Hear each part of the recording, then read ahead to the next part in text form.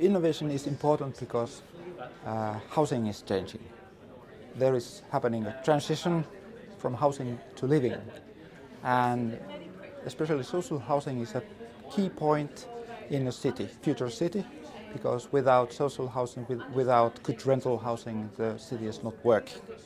And it's like I call library, social housing, and streets and things. They are important parts of the city. I think we are village people.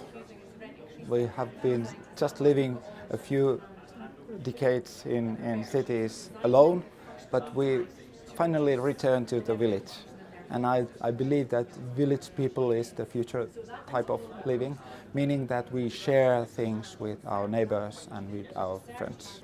It's moving fast because of our cities are growing fast, and we have a lot of harbor areas that are built in and for example, young people are not moving to the suburbs anymore. They prefer staying in the city, and they want services, car sharing services, and they want the city to be walkable and bikeable.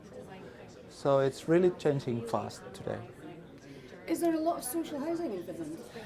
Yes, there is, and maybe in the city of Helsinki, it's 35% of the whole amount of apartments is social housing. The private housing is moving slower, and I believe that social housing must be the forerunner in innovation, because it's those who own the companies, their mission, if their mission is to change the city, a lot of things could happen. And I believe that social housing is a driver in future living. I have a code for future living, and it's called 1, 2, 3, 4.